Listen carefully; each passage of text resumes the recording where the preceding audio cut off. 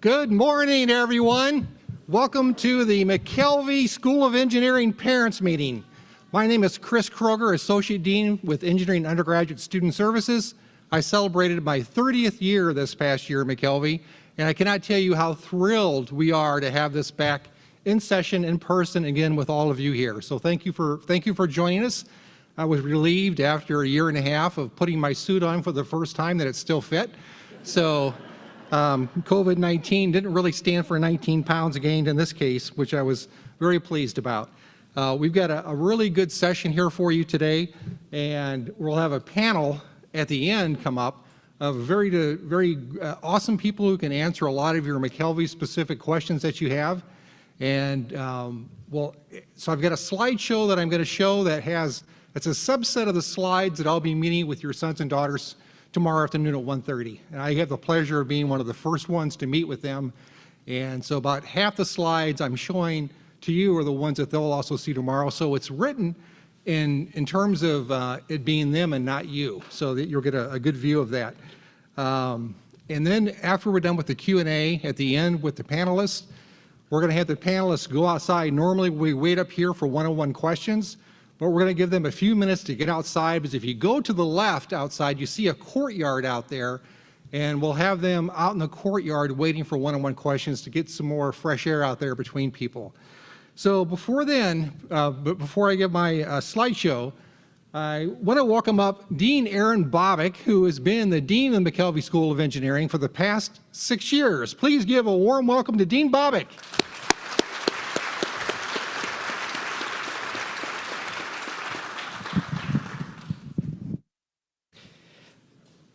Because I grew up in New York, I don't usually use a microphone. But with the whole mask thing, it's a little bit harder. When I'm just up here, normally I feel like I'm teaching. When I'm with a mic, it's like bad comic or something. But I did want to just welcome everyone. So, wow, what a year this has been. And I have to say, well, first of all, let me say there are a whole bunch of you who are watching us on the screen or streaming. There's a camera here, there's a camera there, and you don't know what you're missing. I'm really excited to see people here, and you know, we're still working it out. I know that you've been getting endless communications, sometimes conflicting communications about how the year is going, how things are going to be done. We're all in here wearing masks. Everybody is vaccinated. A few months ago, the vaccination was a ticket to paradise. Now it's a ticket to not get run over by a train. It keeps changing. St. Louis goes back and forth. So the long and the short of it is, we're going to be continually adapting to whatever our context is. But we're pretty determined to try to make this as engaging and as enlightening experience for all of your children, your students, as we can. And so really, and I think you all met with the chancellor. There's a chancellor's orientation. I was supposed to be there, but I just celebrated my 40th anniversary. So my wife and I were away in Boulder, and yeah, you might think that was a big deal, but the reality is we were celebrating it in between a baby shower for our older daughter and a bridal shower for our younger daughter, so our anniversary mattered not at all. All right, but anyway, what it means is I miss the chancellor's welcome to all of you. So if I'm repeating what he's saying, my apologies. I just want to say that we're going to keep moving this forward. We have some of the absolute best, I mean best, science and public health people in the world here at WashU, and they provide guidance to us on everything we do. So you should know that we're not doing anything because that's the way other people are doing it. We're doing it because that's what our science folks tell us. It doesn't always agree with everybody else's science folks, but we'll keep moving it forward. So I just have 3 things I want to share with you. First of all, how many of you, is this your first kid going to college? Wow. You see, so I don't know if you remember when your kids were born, you know, when your first kid, you know, this is this joke, right? When your first kid's born, if they drop the pacifier on the floor, You boil it and everything. It's, your second kid, well, unless the dog got it, you just kind of rinse it off, et cetera. And your third kid, you give it to the dog to clean off, and then you, anyway. So for first-time parents, this is probably harder on you than it is on them. But unlike you, your students are going to have a whole bunch of people looking out for them. You're going to meet a bunch of them here today. In fact, you're going to meet Rob Wilde. Now, Rob, raise your hand. Okay, so Rob, he was on the slide before, is Associate Vice Chancellor is the title? I don't know. He takes care of all our kids. But this year, Rob, first of all, he's a first-time parent, right? And his child, Jack, is doing engineering. And the reason is because he knows that engineering is the best school at WashU.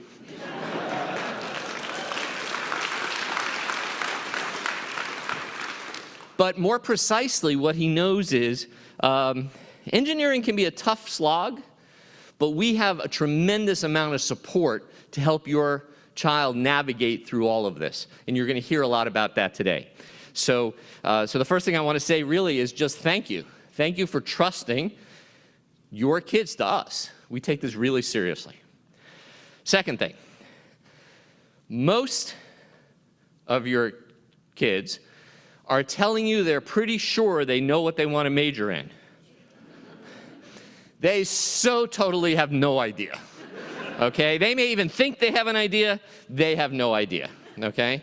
The one little finagle in that these days is half the world is deciding to major in computer science, and since a bunch of them have played with computers, they think majoring in computer science is the same thing as playing with computers.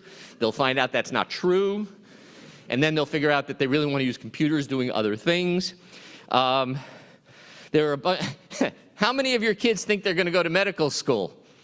Oh, come on, be honest.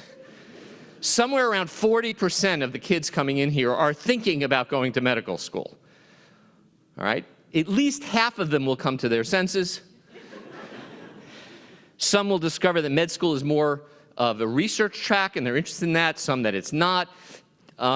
They really are going to form these ideas, and one of the hardest phone calls they're going to have to make is saying, Dad, I told you I was going to do this chemical engineering thing. God, I hate it. Okay? And you're going to try to figure out, are they just like scared, or is this real? All right? And I'm just asking you to just let them explore that with you. You're going to hear from a bunch of advisors who are going to help them as well. They're less emotionally invested with their advisors. That call to you is the harder one. All right? I will tell you that in Mckelvey Engineering, I think we're now up to 86 or 87% of the students who start as first years in engineering get a degree from engineering. So not only do they stay at WashU, they stay in engineering. We're now at a situation where more people transfer in than transfer out, which is kind of unusual for engineering schools. We do not have weed-out courses. Well, we don't have them in Mckelvey. You can go talk to the physics people. I hope there are no art sci folks. Oh man, I'm being recorded. All right, well. No, to my friends in art sci, they've been doing a great job, because it is a bit of a challenge for our first-year students. They have to take a lot of math, science, and engineering, and it's a lot. And art sci has done a great job of improving the scaffolding provided to the chemistry courses, physics courses. We provide scaffolding in the calculus courses to help them get through. So the second hardest phone call that they're going to make to you is about wanting to change their major. So, look, all of your students did pretty well in their high school. Most of them didn't really have to work. They may have chosen to, but they didn't have to. It just came really easily to them. I have 2 undergraduate degrees. One is in math at MIT. So I can tell you a complex mathematical formula, which is that precisely 50% of our students will finish in the bottom half of the class.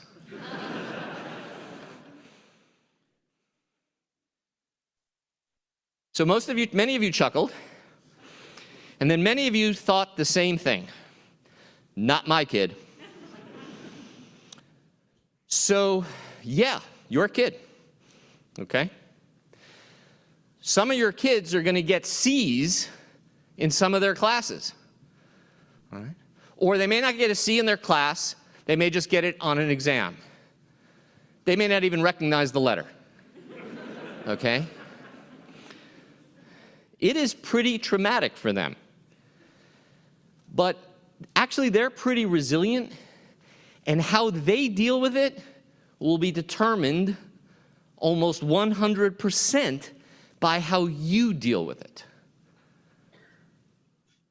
So that's the hardest call that they're going to make, all right? So you have to understand that they are, for the first time ever, even if they went to somewhat elite private high schools, just the level of raw capability in our undergraduates is not something they've experienced before, likely. And it is going to be quite challenging. And so for some of them, they're going to not be at the top of the class for the very first time in their life. And they're going to be hesitant to share that with you. And you have to be supportive of that. They will figure this out. We have a bunch of advisors here who help them, figure out how to make sure they play to their strengths, how to make sure that there's a difference between not having aptitude versus not having good time management. And I will tell you, we don't admit anybody who can't succeed.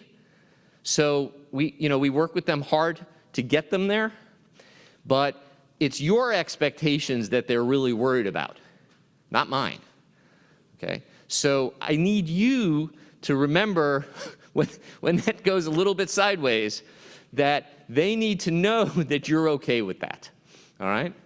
And like I said, more than 85% of our students who start in engineering end up with an engineering degree.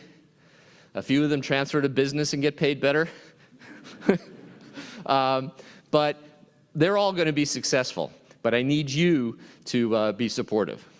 So I'm going to turn it back over. I will say, Chris, he said he's 30 years. How long in engineering student services?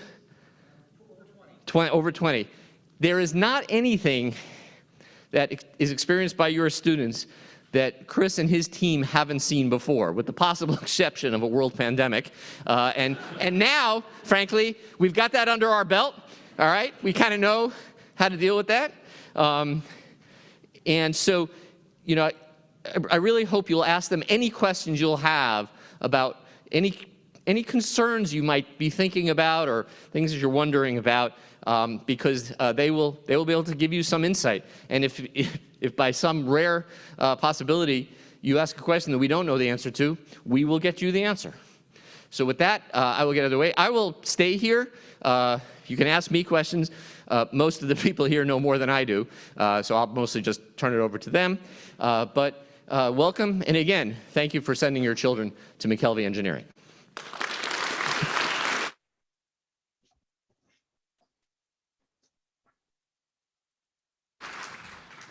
One thing I'll mention about Dean Bobick is, of the good number of deans I've worked for in the last 30 years, he is by far one of the most seriously oriented towards the undergraduate education. A lot of deans are really focused more on the research efforts of an institution. Aaron is he really deeply cares about the undergrads, and he meets with them in groups and talks with them. So we feel really fortunate to have him here as our dean. So a lot of the things that Aaron mentioned are things that I'm going to go through the slideshow with, that I'm going to have tomorrow morning or tomorrow afternoon with your sons and daughters.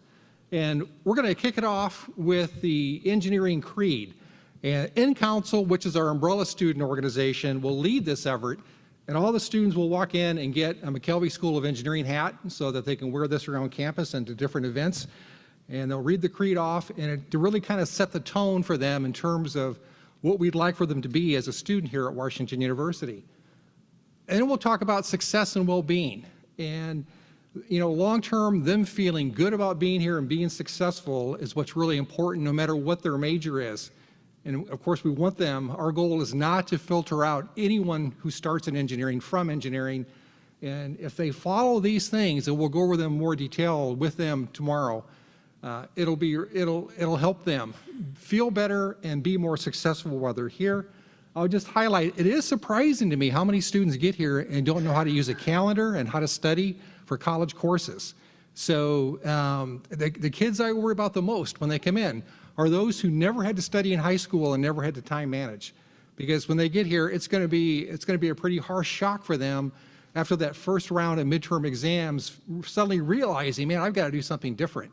And that's where resilience comes in. It's so important for them to have that growth mindset, to fail forward, to feel like they know what to do next, come and talk to their four-year advisor. We can give them help and assistance. If any of the students are on accommodations or on medication of any kind, for some reason, a lot of students, when they get to college, they feel like they don't need them any longer. We have a really strong number, high number of students here on both different types of medication and receiving accommodations. Encourage them not to give those up when they're here, because we typically see a fall in their performance if they don't continue on that route. So with them, I'll talk to them a bit more detail. But really who we are as a school, and probably a lot of these reasons are the reasons that both you and your sons and daughters chose to come here. We're a very collaborative environment. We want people to work well together. It is not a competitive, cutthroat place. People want to see each other be successful here. And it's been like that the entire time I've been here. It's so cool to see our students work together. The peer group here is amazing. I mean, we only admitted typically, 12 to 14% of the applicants. So the students that are here are just top notch. They learn as much from each other as they do from the faculty in their classes and their small group work that they do. Our engineering students are actively involved in all parts of the campus, which I'll talk about more as we go on.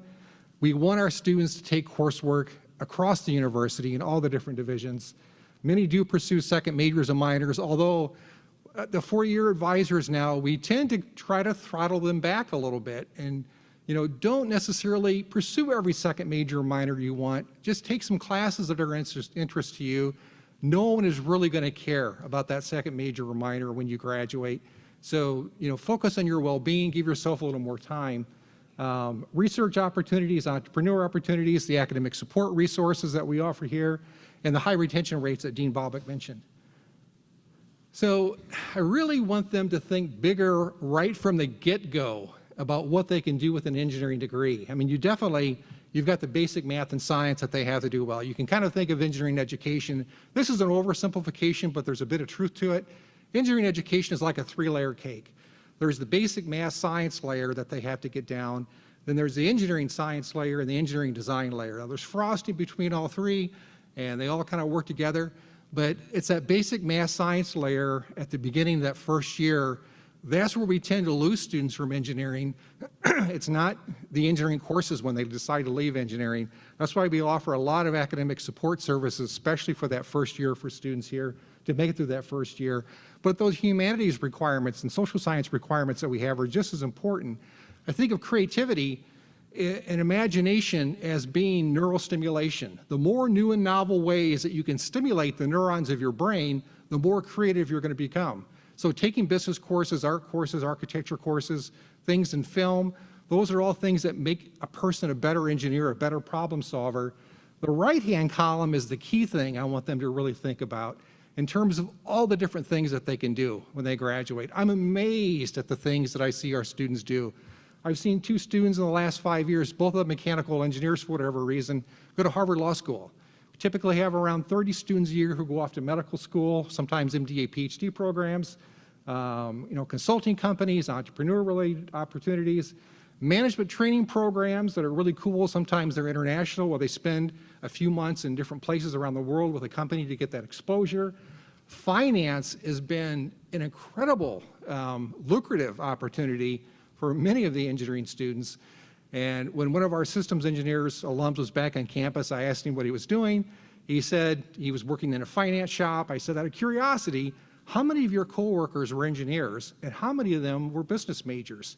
he said that 80% of his coworkers were engineers working in finance. It's that problem solving, that being able to use quantitative tools to look at the world, whether it be a financial system or electrical grid, is what makes students so valuable. So, and just some other examples here, classical engineering example is somebody getting an engineering degree or computer science degree in this case, and sticking with that when they graduated. Grace Egbo. She was actually the student union president, which is the biggest student group on campus. They have like $2 or $3 million that they hand out to student groups. She had the top leadership role when she was here on campus. She did an internship at Facebook. Her first internship there in California, she actually broke Facebook for a few minutes, and they gave her an award for doing it because she was doing something innovative and creative. Then she went the next summer Facebook in London, and now she's working full-time, and I believe she's still in Boston with Facebook. But not everybody. You know, some of our students have other paths that they take. Ryan is now playing professional baseball with the Cardinals. So that's a bit atypical, but that's an example of an engineering student going to play professional baseball. Deanne Bell, oh my gosh, Deanne was just a powerhouse when she was here as a student. We have this big dance party called Vertigo. She created that when she was a student here. She was a mechanical engineer for a number of years with the company, but then she went off to really be a promoter to get the youth more involved in STEM and engineering. And she's been a host or a co-host with a large number of different TV shows that are listed here. In fact, you may have seen her and not even realize it was her. Bob Behnken, it was really in the news big time last year at this time, because he was one of 2 astronauts that were off into space. He was the chief astronaut for a number of years, and just a really engaging guy. He's come here to talk to our students and to our faculty and staff. So he had an undergraduate degree in mechanical engineering and a degree in engineering physics, when we had engineering physics as a degree. Finally, I'd like to talk about John Brook, because when you look at John, you kind of think of a rocket scientist here. I mean, he was a full tuition Langsdorff. He had, BSMS degree, all these different minors and second majors, and he is pursuing his passion. I see his posts on Facebook all the time. He is the head backpack ranger at Denali in Alaska. So he loves what he's doing, and I'm not sure how his parents feel about this, to be honest, after what he did here, but he's been doing this for a good number of years and is having a great time. And finally, W.E. Murner. He earned 3 undergraduate degrees in electrical engineering, physics, and math, a true underachiever. Went off and got a PhD in physics, but actually won the Nobel Prize in chemistry. He was also a full tuition Langsdorff student when he was here. So here's an example of someone not really having a formal education in the specific discipline where he won a major award. It's that problem-solving ability to break things down and to study things to make things better in some way. So this always makes parents happy. It's I think one of the reasons you were happy that your son or daughter was choosing engineering, because you know that they can make a really good living, but they can make a good living doing things that are impactful and things that they enjoy doing. In terms of where engineering fits into the overall undergraduate student body this year, we're 13% of the undergraduate students, and that's a little bit lower than it normally is. Normally we're right around 16, 17%. Arts and sciences had a dominant number this year that came in, and it does fluctuate over time in terms of our numbers, but what's really important here is the percentage of students who, when they graduate, we have way more engineering students graduating than came in. So typically it's around 20% of the undergrads who are graduating from Washington University are earning an engineering degree. So Dean Bobick mentioned a lot of students do interdivision transfers. We typically have around 75 or more that come into engineering and around 20 that might leave engineering. Our breakdown, we have never had a more diverse first-year class that we're really proud of, and this diversity has increased more and more each year the last several years. They really are coming from all around the world, all around the country. Typically, over 60% of our students are from 500 miles away or more. 41% female is really amazing, when the national average is 18 to 22% women in engineering. And we've always had a strong number. Typically, it's more like 30 to 35% for our class coming in, and it is going up. And the fact that 56% of our class is both female and or underrepresented minority, you know, that whole stereotype of engineering being, you know, white males is kind of being thrown out of the window here. I have mixed feelings about this slide because it's going to change immediately, these numbers. So this is where they are today, these numbers of the first years coming in. And some of the things that they do during orientation and that they experience their first year, these numbers will start to shift around quite a bit. So they don't really mean a lot right now because about a third of the students will change their major. We've got, and sometimes the students will get here and they'll decide they really want to do something more flexible, where they want to do something, maybe a second major or a second degree in business along with an engineering degree. We have some more flexible options that aren't listed here that are called applied science degrees that give students the really great general education in engineering, how to think like an engineer, how to problem solve, but it gives them more flexibility then to go off and then earn additional things. Here we've got also a great BS/MS program. A high percentage of our students will stay one extra year and earn a master's degree in Mckelvey. So they might do an undergraduate degree in biomedical engineering, but then stay and do a master's degree in computer science. So the master's degree doesn't always have to be in the same discipline as your undergrad degree. They can mix and match some together, which really makes them even more marketable down the road. So, you know, we've talked about the academic strength of it, but every student should be able to make it here. There's no reason they can't, even though at times they're going to feel like they're in over their head. You're going to hear that most likely. Time management's a big issue that we see from students, and we really do want to see our students, every single one of them who started engineering, graduate with an engineering degree. Again, that strong culture of support and collaboration. Our office, we want to be the hub for that, for all the engineering students, all 4 years, Engineering Undergraduate Student Services, La Plata 303. If you are ever unsure about a question, send us an email or contact us. More importantly, have your son or daughter contact us, you know, with the question that they have. We are more than likely to help them. If there happens to be a family emergency, maybe a sudden accident or death in the family, and your son or daughter needs to come home, let us know. We can reach out and let the professors know of your son and daughter. So everyone has a 4-year advisor in our office, and these are all the 4-year advisors that we have. It's a great group, very experienced group. They have deep passion and love to working with the students to see them be successful. We have a wide variety of other people also in our office there to support people, such as registrar services, AP credit, degree clearance, things along those things that are going to impact them while they're here. And students will also get an academic faculty advisor, and that'll be based upon their major area of interest. This might change as their faculty advisor will change as their major area of interest changes. Their 4-year advisor will not change over time as they stay in Mckelvey. So just a summary of the different resources here. The check marks are the ones offered from our office. The students are going to hear a lot about these resources during orientation and while they're here. Mental health is a big topic right now on college campuses.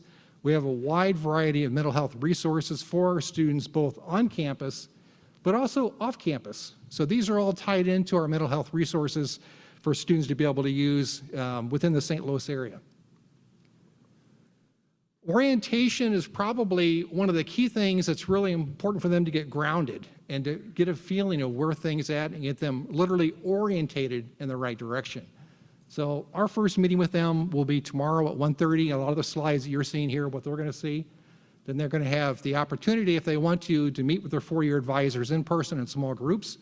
So with our sophomores that are coming back this year, none of us have met our sophomores in person. It's all been virtual. So we're going to have a special session to meet with them at the end of, on Friday, to meet with them in person. So we're really looking forward to that. Zoom has been a godsend, but it's not the same as being in person. This is where we see students start to change their majors. All of the departments, and we stagger these so students can go to every single one if they want to, and some of our students do, where a department gets to give a little show and talk about what they offer in terms of their curriculum, their research opportunities, the types of things their faculty involved in. what people do when they go off and they graduate. So this is a great opportunity. We see a good number of students switching after they go to some of these sessions and they hear some inspirational talk from a faculty member. On Wednesday then, Ron Lowy, who's here, who's on the stage, he runs our pre-med advising for us. There's a pre-med advising meeting for students. We have a career panel. We have some career folks here that are also here today. A research panel. A lot of students, the reason they come here is because they want to get involved in undergraduate research. Honestly, I'd love to see our students involved in research. We'd love to see more of our graduates go off and earn PhDs in engineering. And the challenge is they make so much money with an undergraduate degree in engineering, it's really hard to convince them to live on nothing for another 5 or 6 years while they're earning a PhD degree when they could be making so much money with an undergrad degree. If we can get that research bug under their skin early on, they're more likely to delay gratification and go off and earn that PhD degree. So we want them to get involved in research here. And the current student panel is actually always one of our highest rated orientation events, where we start the panel off and then we leave the room. And it's just current students talking with the new students coming in, where they can really ask them the in-depth questions that they have about what it's like here. So we leave it all to them. We trust them to do a good job. And then on Thursday, we have a combined studies meeting, because we know that a lot of our students want to do second majors and minors around campus. We have all the representatives from all the different schools at this meeting, so students can go around and talk to different reps about their second majors and minors. And then there's a makerspace open house where students can go in and see all the different things that they can build there, either individually or part of a student group. Anybody on campus can use our makerspace. They do have to go through a safety training program before they're allowed to use the stuff, the equipment. And then a week from Monday, we have a big activities fair for our students, and we have to wait until after orientation because a lot of our upperclassmen who are student leaders in student groups aren't back on campus until then. And we'll have an opportunity for them to do some tie-dyeing with some shirts. They can talk to the different student groups, and the ice cream truck there we have is always very popular with the students. For the students who are really undecided or really want to explore different things, we have Engineering 120, which is a freshman seminar, which is led by several folks in our office along with some upperclassmen. And it gives them a chance to see some alums and to do some hands-on projects related to different areas of engineering, just to give them another feel for what different areas might be like.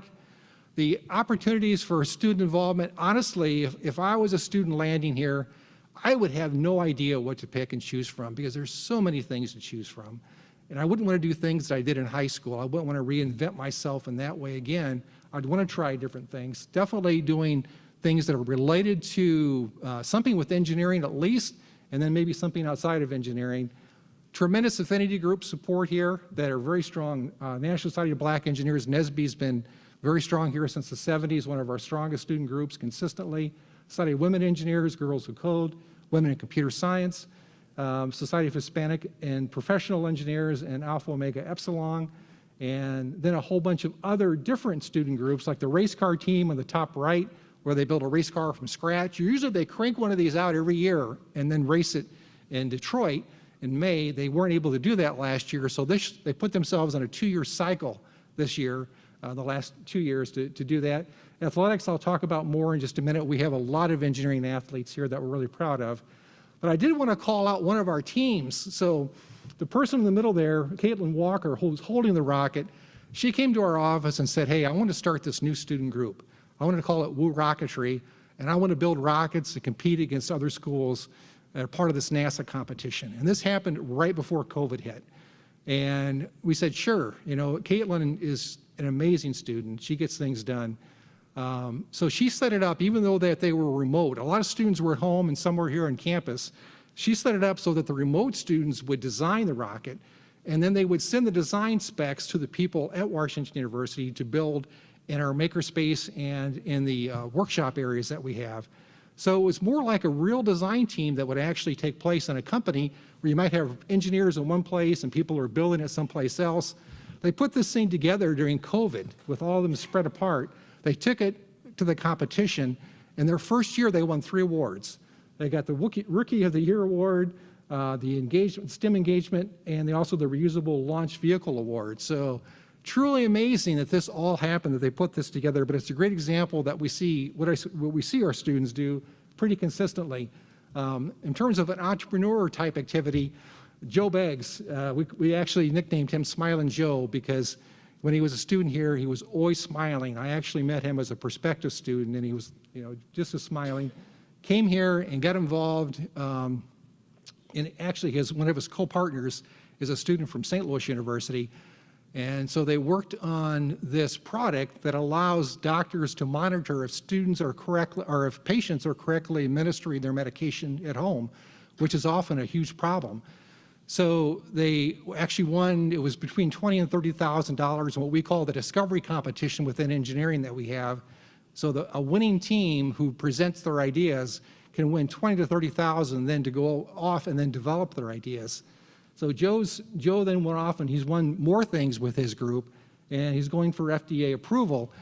We've seen another one of our discovery competition winners, Sparrow Labs, get a product also FDA approved after they won the competition and then graduated to have their own startup company. So great long-term opportunities. In terms of athletics, I love our student athletes because they represent the qualities that make a successful engineer. They're great time managers, they're resilient.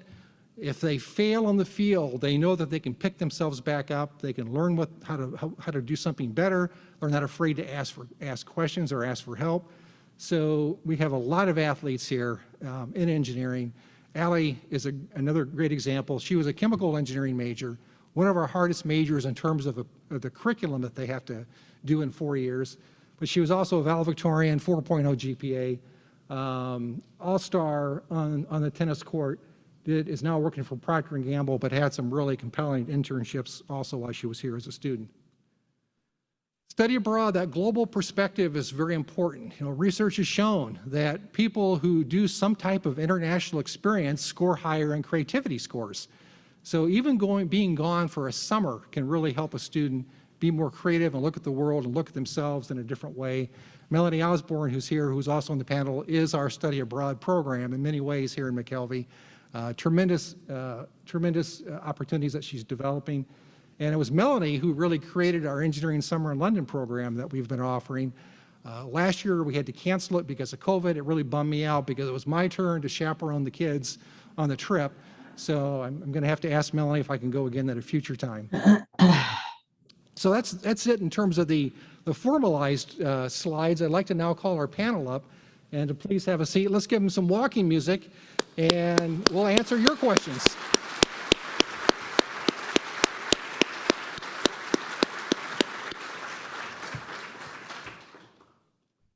We'll have each one introduce themselves, say what they do and how long they've been here, and any comments they'd like to make. I think we have enough chairs. Do we have enough? Yeah.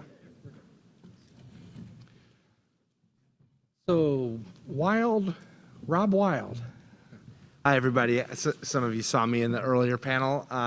So my name is Rob Wilde. I'm the Associate Vice Chancellor for Student Affairs and Dean of Students and parent of a first-year Mckelvey engineer. Good morning. I'm Jay Turner. I'm a professor of energy, environmental, and chemical engineering, and I'm the school's Vice Dean for Education. Before I hand off, I do have to correct the dean, which I am always hesitant to do.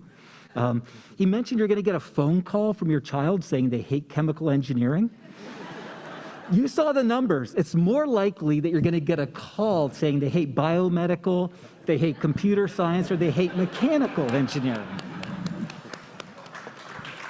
Well played. Hi, everybody. My name is Victor Khalil.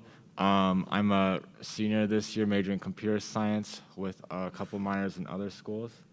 I'm the first person who's a student, so I'm not sure what to say, but Thanks, Victor. Hi, I'm Melanie Osborne. That's my picture, but over COVID, my hair changed quite a bit. I was trying to do it before COVID, and then it turned out it was trendy to do during COVID, so I'm kind of hip now. Old, but hip. I am one of the advisors in Engineering Student Services. I've been with Dean Kroger now for like 15 years when it was at the beginning, just he and I were the advisors.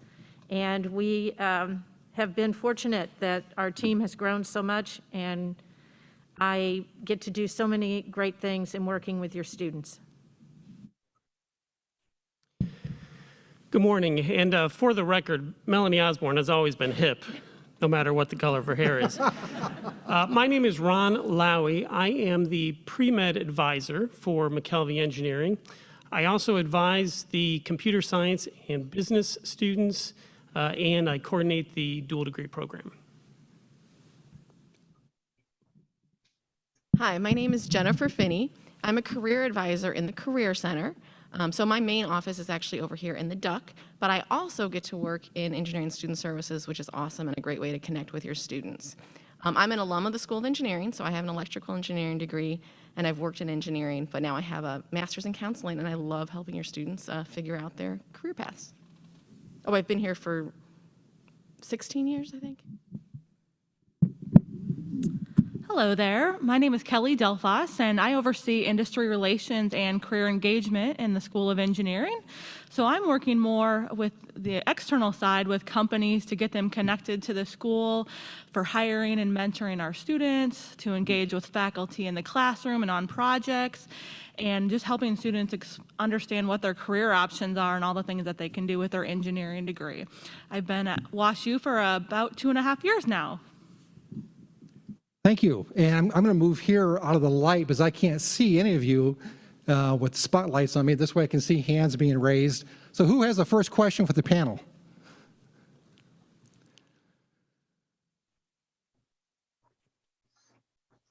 Oh, yes, please.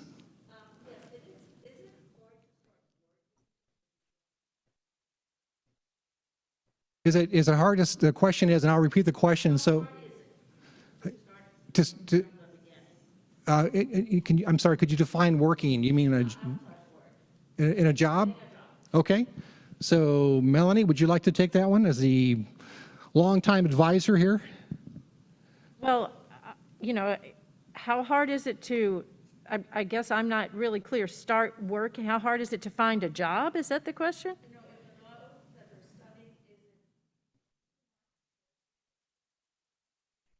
Oh, to get a job on campus? Sorry, it's not my language, so I'm Oh, trying to. okay, I'm sorry. So, Do you understand what she said? I think here's my translator. Okay. I'll be the English to English translator here.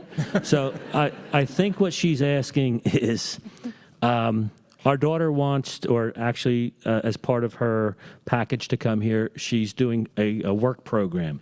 Oh, okay. So I think the question really is, with the workload that she's going to have academically, do you think that's going to be a problem with her working a job as well? Thank you. So, yeah, well, I'm sorry, I didn't catch that, but when students have the work-study package, I'm going to be honest, a lot of those jobs, you get to study while you're on the job. You know, when you're working at the library, if you're assigned in the library, every time I go check out a book, the student who checks me out has their homework sitting right there. If you're working in athletics, sometimes you will have to do some work, but it is not going to be an overwhelming job by design. Victor, do you have any? No, I TA'd, but I didn't do a work. Okay. So, no, that won't be a problem. And generally, if a student has any kind of issue, they can also ask to switch jobs. Generally, you're assigned, and then the jobs are not, I don't want to downplay it, but they're not difficult. Jay, did you have something you wanted to add? Just elaborating on that. I mean, it's always a balance, but certainly working with your four-year advisor, your academic advisor, making sure you have the course load balanced with what it takes to do that. It can be pulled off. And sincerely, as a faculty member, I actually hire students through the work-study program to work in my lab. And I think it's a great experience because they don't have time to study on the job, but they actually then often catapults them into doing undergraduate research because they like the experience being in the lab with the graduate students and things like that. So, yeah.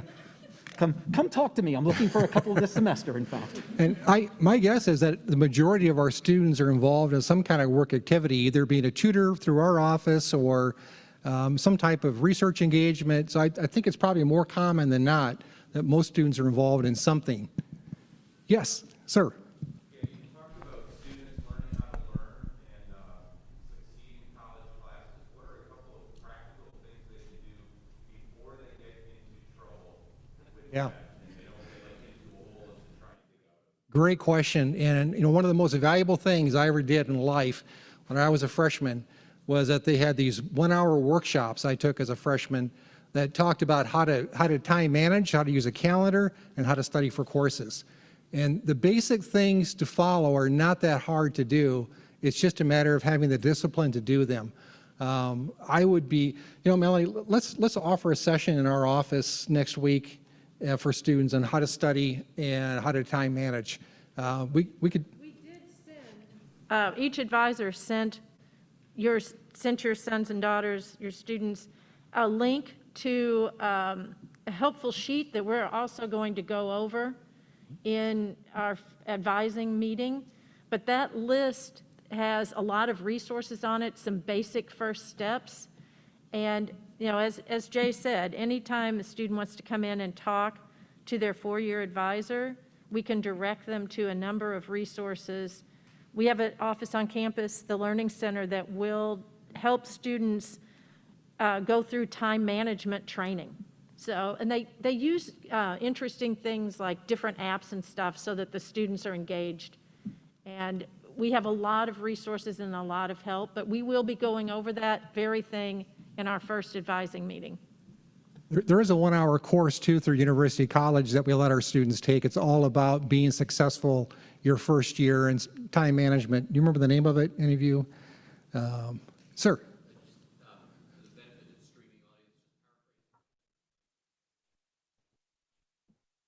By the time the mic gets to the person, it doesn't make it into the stream. That's Thank all. you.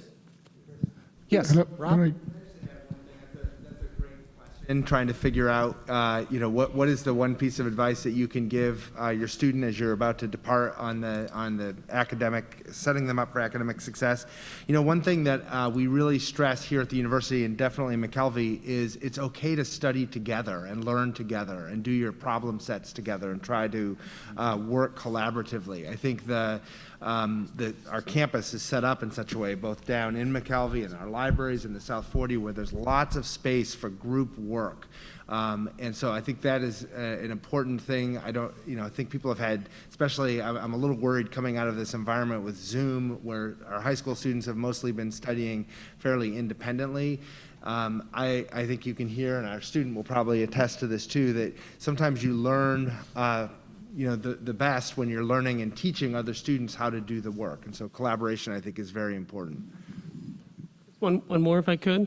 We've talked a lot about students using calendars. One advantage here at Washington University is that all of the exams for chemistry, for physics, for calculus are actually determined now and listed in the syllabus and a group calendar. So essentially, I would recommend that all of your students write those exact exam dates between when classes start all the way to December, and you can really get a sense of maybe what your busy weeks might be and what the weekends before you might want to dedicate a little bit more effort to. Bobick? This is all great. One of our goals is to create a place where the actual consequence of crashing is actually pretty low.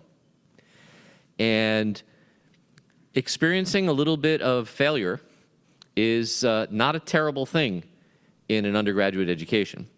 So they should all do all these things. The reality is the people who will do, the students that will do all these things up front were not the students that were going to get into trouble, all right? It is the case that you can play a role in hearing in their voice, or in their text, I guess, the need for them to check in, okay? So the question was, what can they do to get ahead of this so they don't get into trouble?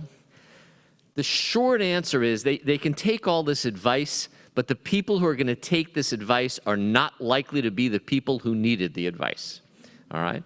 And there's only so much we can do with that. So that's this transition that they're making from high school to college. You know, 24 hours a day, 7 days a week, that's a boatload of time. The vast majority of which they're just gonna like piss away. And so the question's gonna be, you know, how do they get on top of that, right? And so you're being able to nudge them to go get that help. And sometimes help is just with each other's student, right? You know, admitting to somebody, I have no clue what just happened in this exam, okay? That will be really critical. Yeah, I saw a hand up over here. Go ahead. Thank you.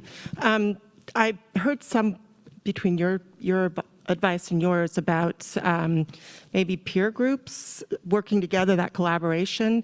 How does that happen? Are there ways to get peer-to-peer?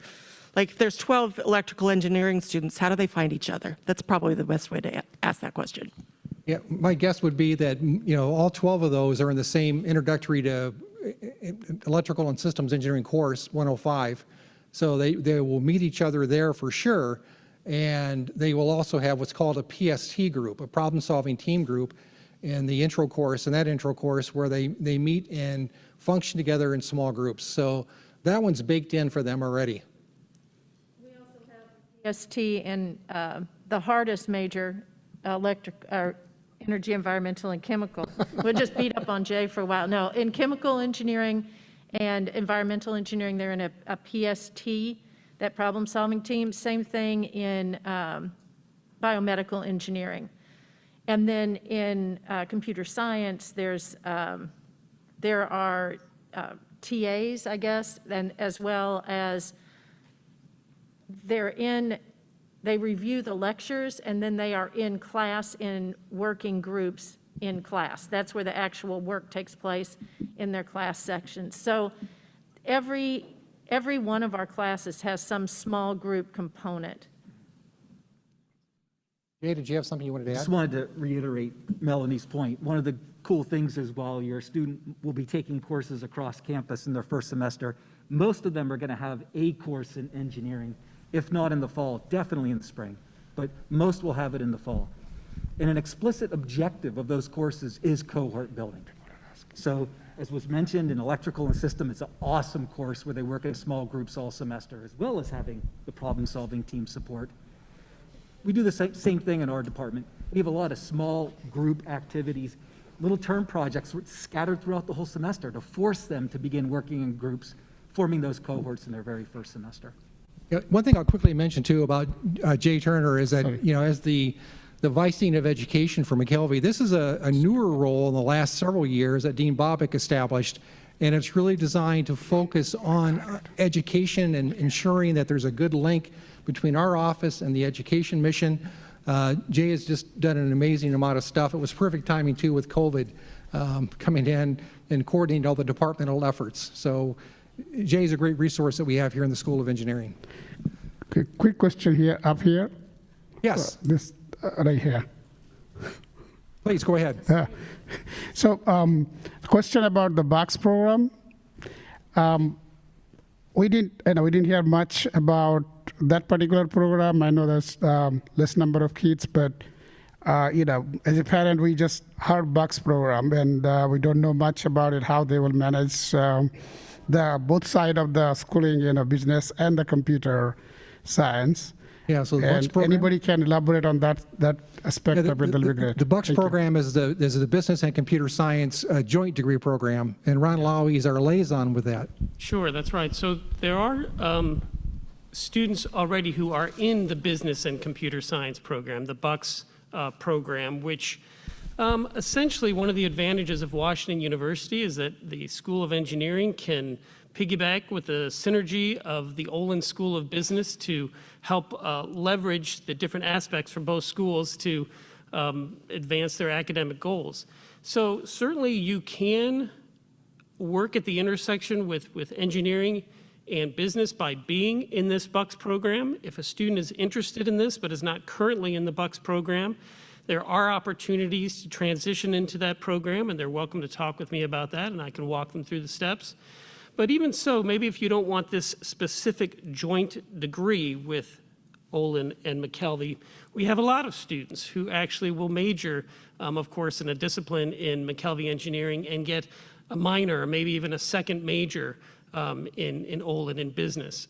All of our advisors are able to kind of walk students through that process to do, and there's just so many different routes to do it. So I wouldn't think, oh, I have to be in the Bucks program if I want to do something in business and engineering. You could, but there's many other ways to do it as well.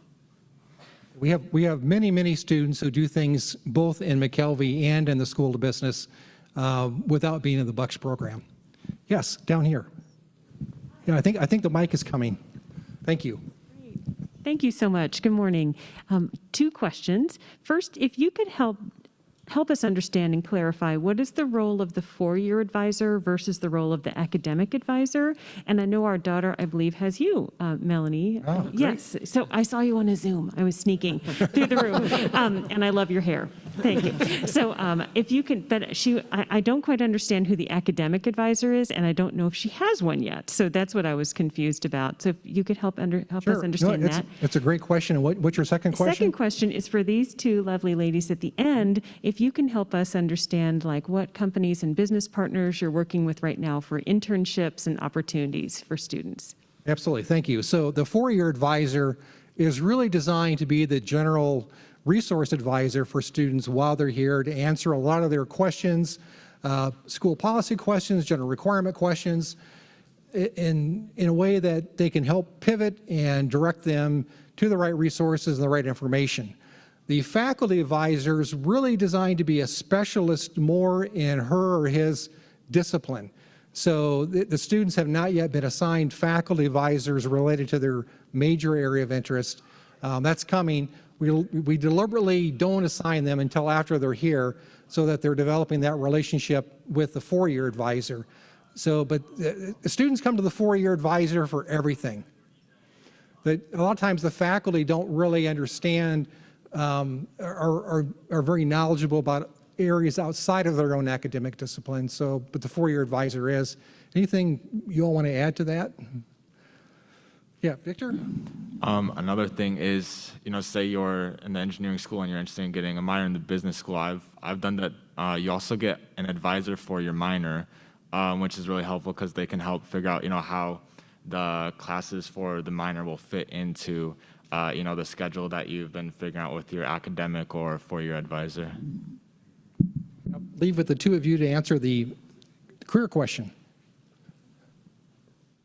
The question was, what kind of companies do you work with for internships? And that's such a wide answer across the board. We're working with, and also by discipline, but we're working with companies from some of the largest tech companies in the world that are hiring our students, the Amazons, Googles, Facebook, all the way down to, startups in the St. Louis region. And so we really work to develop those relationships across the board so students have opportunities for internships, but also mentoring with alumni. But again, it kind of depends on the majors. In biomedical engineering, we're working with major medical device companies like Abbott, small startups like Stereotaxis. Chemical engineering, it varies from companies like ExxonMobil to Trinity Consultants. If you think back to that slide that Dean Kroger shared about where our students are going after graduation from computing to traditional engineering to consulting. I mean, we're working with the top consulting firms like Bain and Deloitte and Accenture to every kind of company I guess you could really imagine. And so that's what we try to help our students see is all of the things that they can do with their engineering degree, whether it's traditional or whether it's working for a Capital One and more of an analyst type business role or a engineering design company doing the HVAC at an organization. It's really all across the board, and we have strong relationships with companies, and we tap into our alumni networks a lot to strengthen those relationships. You have anything to add to that, Jennifer? Yeah, I'll just add that on kind of the other end, I mean, again, we have all these great companies, but we have an amazing array of students that want to do different things. So we also work really hard to empower them of how to go out and find that opportunity that they really want that maybe isn't with Amazon or something else. So it's both. We've got great companies that we're already partnering with, but we also are working with the students individually to make their own connections that are going to help them in the future. And then if you ever want to see just examples of some of the companies, checking out our website for the Career Center is great. If you go to students.woostill.edu, where you select Career Center from the drop-down, and we have an outcome data link that will show you where the graduates have gone as some examples. That's all public data. I think Dean Bobick has some comments too. I just want to thank you for the question and for making a point that or a proof point for what I tell people. 10 years ago, parents used to ask us, will my kids get a job? Now they ask us, when will my kid get their first internship? And people have come to recognize the value of internships. And so our career folks have, I would say, have augmented the way they think about connecting students with the outside world for internships to be, something that is first-class citizen along with jobs. I will tell you that the HR departments of companies have not gotten that memo yet, right? So no HR employee ever got fired for not filling internships. They only, the pressure is to fill full-time positions. So it's still work in progress to get the HR folks to understand the importance in that. The second thing, I just want to make a quick comment that the most important thing that a student can get out of an internship is not a job, but having some idea of what she wants to do or what she does not want to do. So, don't be surprised when your child decides to do something radically different in a second internship than they did on a first internship, because that's the goal. Because you can put up with anything for 2.5 months, but the goal is for them to get an experience. So one of the things that Kelly and Jennifer, it's important is that it's hard for companies to do good internship programs, right? We don't want them just sort of having your students do something. Your students need to learn a lot about what it would mean to be in an environment like that. And so that's what we continue to work on. Yes, right there. Hi, thank you all. Just a couple quick questions. The engineering 120, is that required for all students? That's my first question. My second question is for Victor. I know it's been a COVID world, but maybe, I don't know if you were able to do a study abroad. And if you were not able to do a study abroad, was there an engineering study abroad program as a computer science major that you were targeting? Just knowing about it. And then third, if there's something you have on your mind you really think that we as parents should know from your perspective as a student that's not been shared, but just that perspective, we should just keep in mind, that'd be great. Thank you. Melanie, you want to take the EN120 question first? Sure. EN 120 is a great class, but it is not required. We would encourage anyone, any student to sign up, not required. For the studying abroad question, I personally didn't do a study abroad, or I was not interested in doing it because of how some classes worked out, because I switched majors. But I have a lot of friends who did it, before COVID happened. I'm not exactly sure what it looks like now for students. But as for the last question, as for what parents should know, definitely being patient with your kids is definitely important. I remember, telling my parents about, I don't know if this biomedical engineering thing is right for me. I'm gonna, maybe, take a computer science class because I thought that stuff was fun in high school, and I switched. And definitely being patient is important, and definitely encourage your kids to, venture out of the engineering school. That's already built in, into some of the classwork requirements in the engineering school. But I've learned a lot by, joining clubs that are, maybe more design oriented. There's a lot you can learn from the other, schools and students on campus outside the engineering school for sure.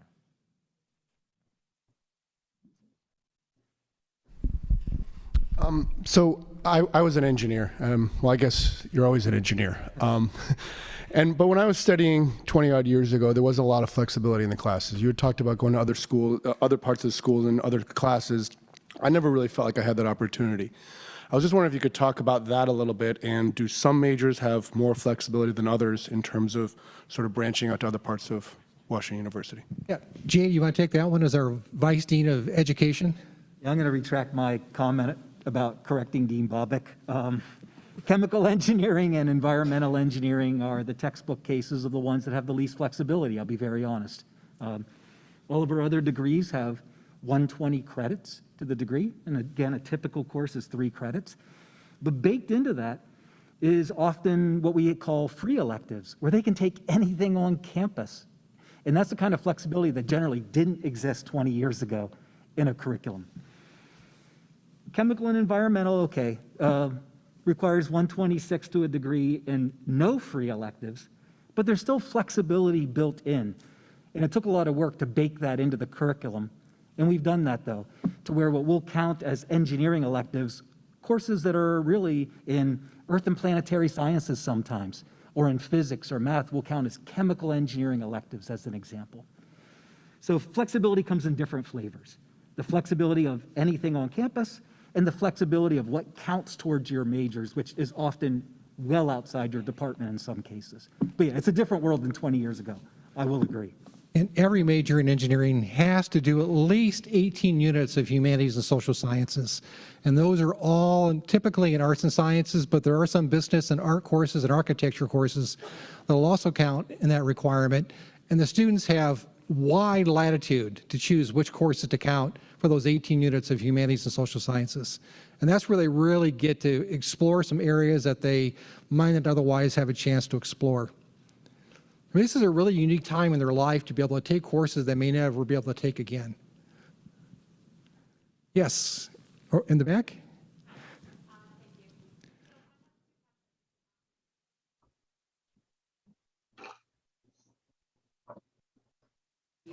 Overloading or overwhelming themselves. There's a mic there for you. Thank you.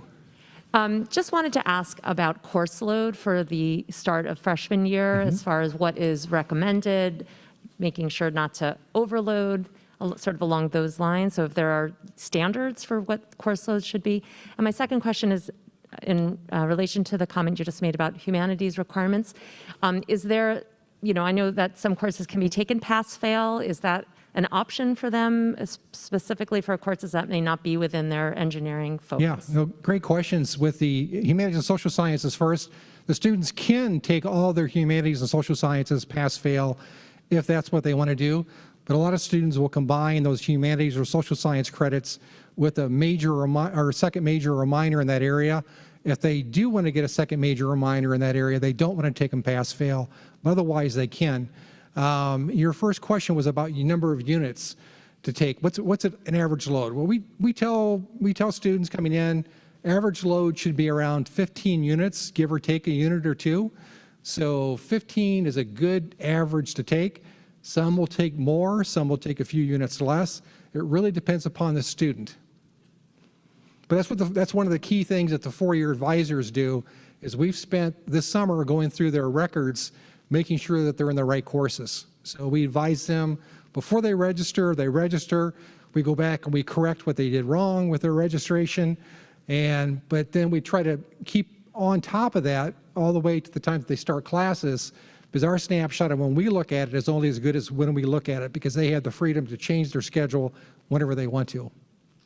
Chris, can I just clarify one thing? Yeah. Just because I just recognize not everybody may understand the language and the lingo of pass-fail. Maybe you want to see what pass-fail means? Yeah, please, go right ahead. Go ahead. So just real quickly, pass-fail just refers to the ability, instead of taking a course for a letter grade, A, B, C, D, F, just you take the course pass-fail, so you either pass it or you fail it. And it can give students a little bit of flexibility to let the pressure off to get that A. You just have to be careful about it, because sometimes you let so much pressure off that you decide, maybe I'll start going to class in October, and that's not the spirit of the pass-fail option. So it's a good option, something a student should discuss with their advisor. Yes, please. Thank you. I want to follow up a comment Victor made, and it was a question in my mind. if a student, like my daughter, was interested in some of the study abroad opportunities, and your slide showed that typically rising second years are involved in that, how is it different now with COVID in the picture? Are you actually like shutting that down, or what is the process right now you're engaging in regarding study abroad? Melanie is our study abroad coordinator, director in our office. So Melanie, would you mind talking about that? Well, study abroad has been an interesting journey recently. I think there's a lot of pent-up demand to go abroad. So students will apply to study abroad if they want to go in the spring. Most WashU students will go in the spring of junior year if they want to go during an academic semester. And the deadline for that is the spring before, May 1st.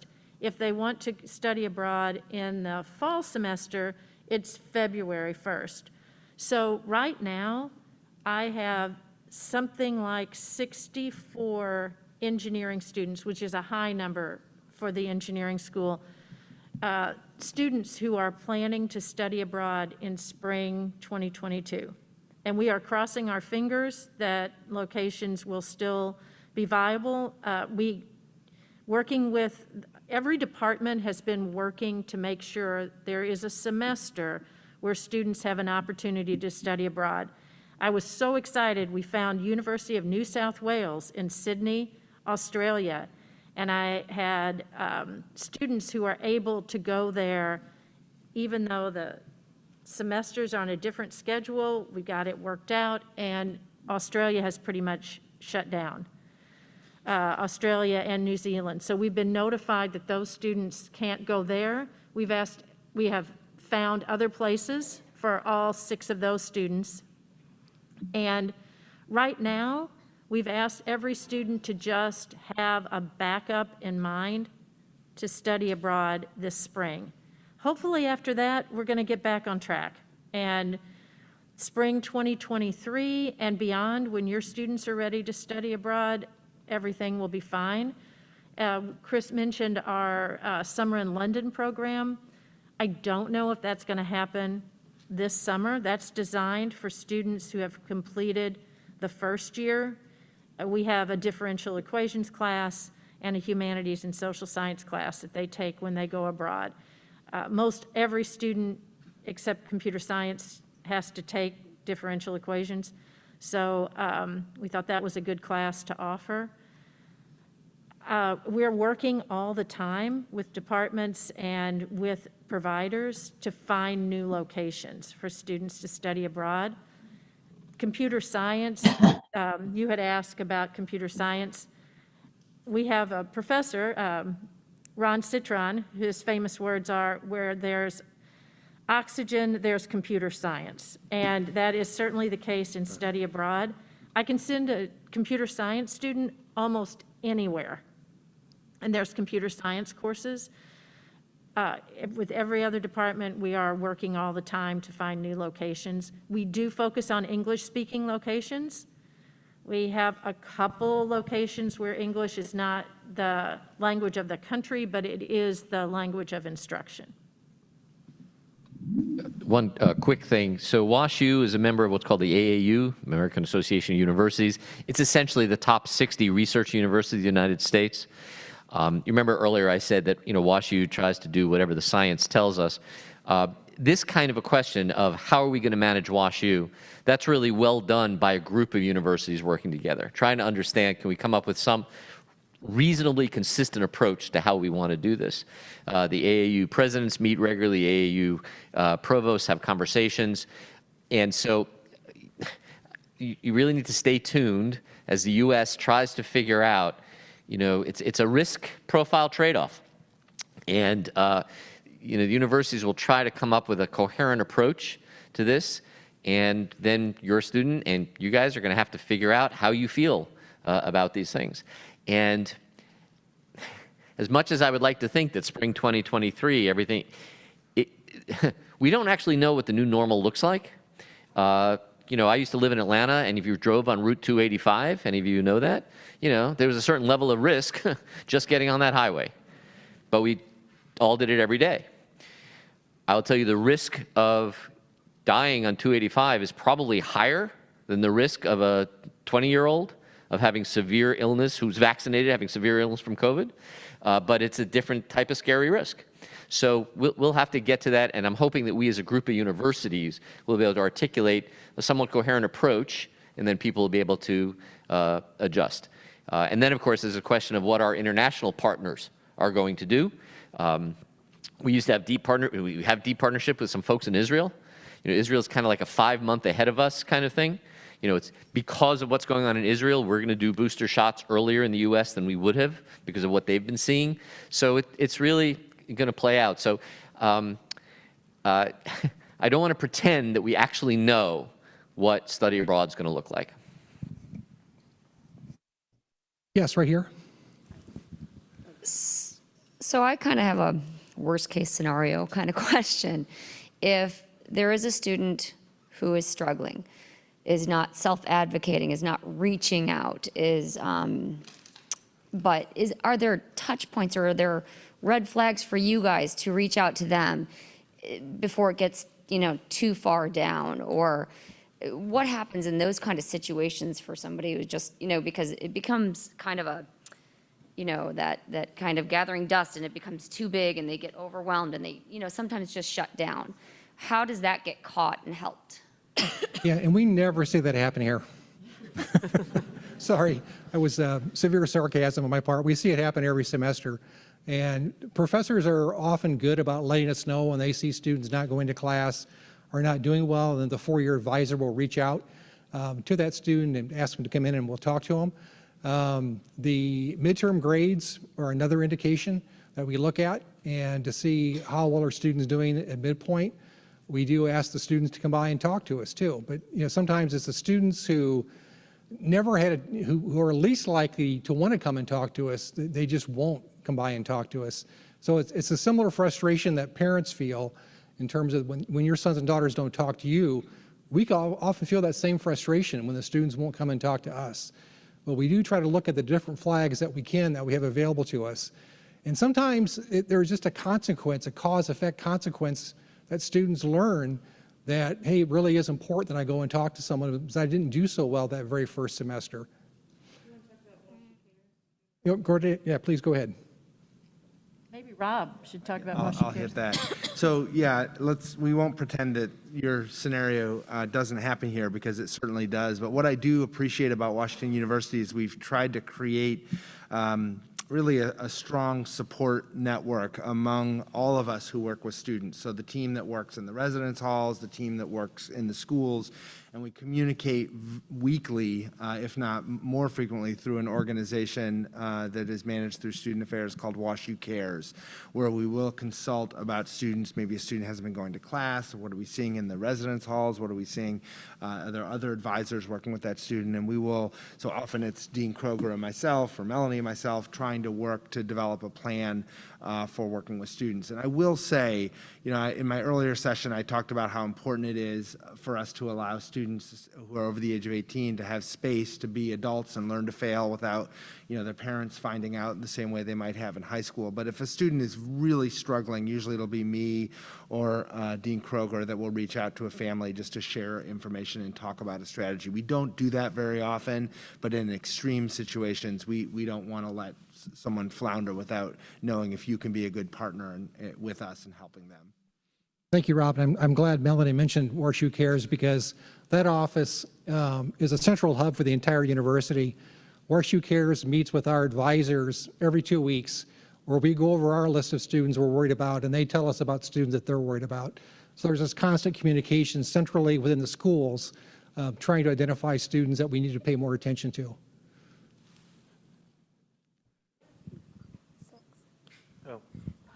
I just had a quick question about faculty office hours. What's the policy? Are they required to be held weekly? Are they held by TAs? Are they held in person or remote? Yeah. Jay Turner, would you like to take that one? Yeah, all the above. So almost without fail, the faculty themselves will have office hours. That's an expectation, frankly. If they're not having office hours themselves, then there's a well-vetted process why they're not. But I honestly can't think of a faculty that does not have weekly office hours. In addition, in virtually all courses, the assistant to the instructors, it's now our fancy term for teaching assistant, our AIs, or assistants to instructors, will also have office hours. And they serve as the TAs and often help with the grading with the course. So they know the material really well too. In terms of how those are being held, it's really a case-by-case basis. Some folks like me are dying to get back into a room for office hours with students face-to-face. Others and other instructors, including with feedback from students, have found that online with Zoom has been an incredibly effective way to do office hours because students aren't coming all the way to the engineering building where they might not have many courses their first semester or year. And they can do it from their dorm room or somewhere else on campus.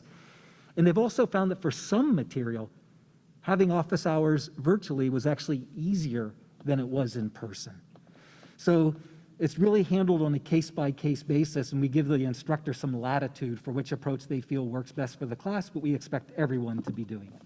And that's on the syllabus generally with each class. It's definitely on the syllabus or publicly made available very soon thereafter.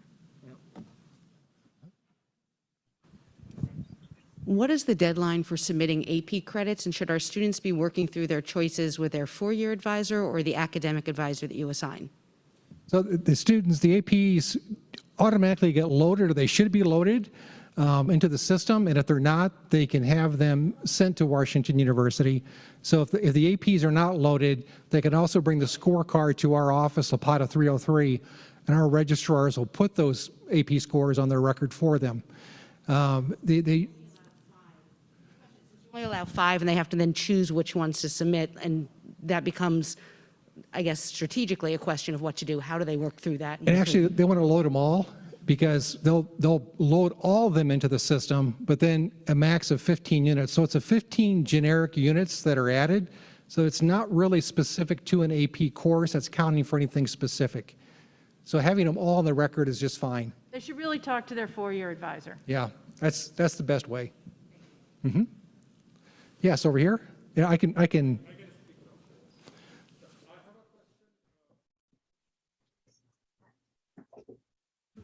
After doing their engineering degree. So the pre-med courses that needed for applying to the medical school, are they counted in 120 units of engineering, or it's an extra load, and how difficult it is? What's the success rate? Sure. Yeah, so students going to medical school, those medical pre-med courses they're taking here as undergrads, how does that fit into their curriculum? And we've got the perfect person here. Ron is our pre-med advisor. Sure. So in terms of success rates of students in going to American medical school, I think it is important to note that the medical schools more than ever do take a holistic approach. Yes, they do look at course content, they look at GPA, they look at MCAT scores. We have found that students who have above a 3.6 GPA overall and in the sciences and have an MCAT of 512 or higher have over a 94% rate of getting into medical school.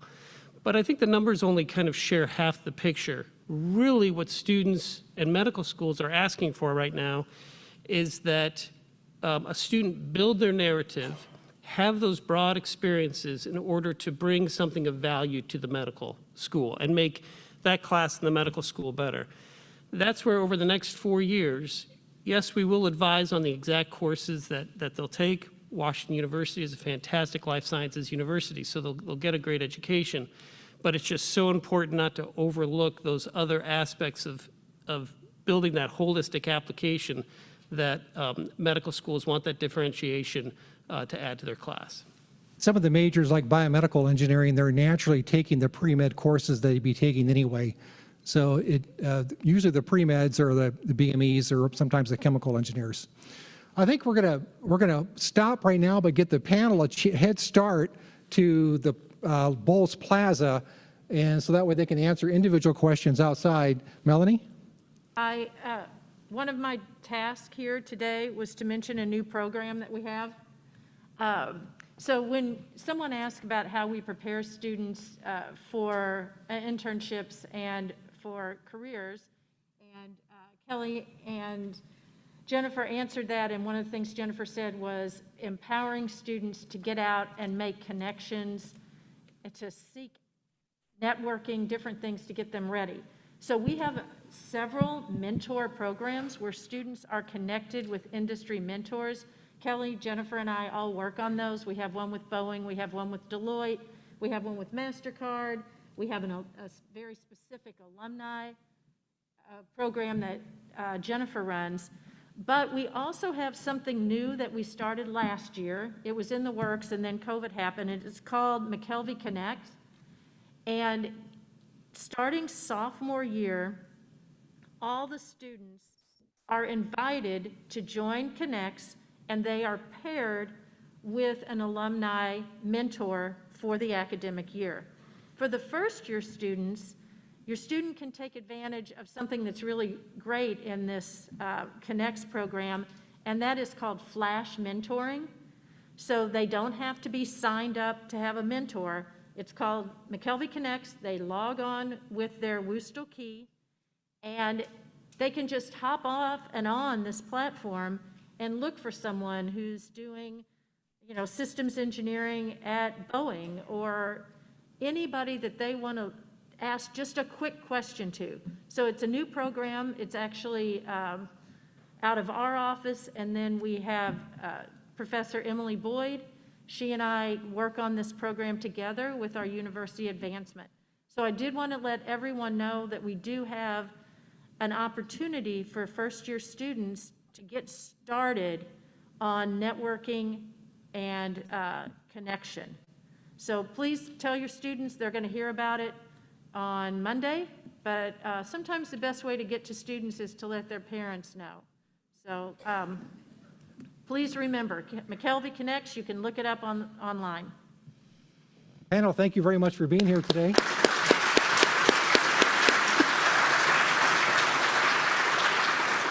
We're going to give you a 60-second head start to get out there and take a position outside. So as you leave, if you have an individual question for someone, you can go out the door to the left. You'll see a courtyard where these folks will be standing and waiting for you to answer your individual questions. And while they're walking there, I'm happy to take any other question that might be out there to take up some more time. Yes, sir.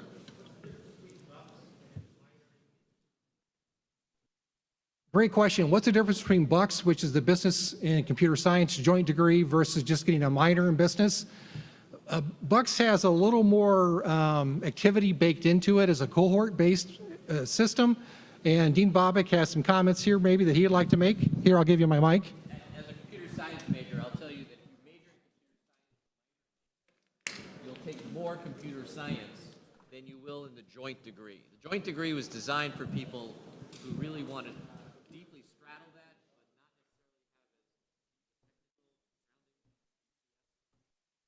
but not necessarily. It's been great to meet you all personally. Thank you for being here today, and we look forward to our further interactions. Thank you.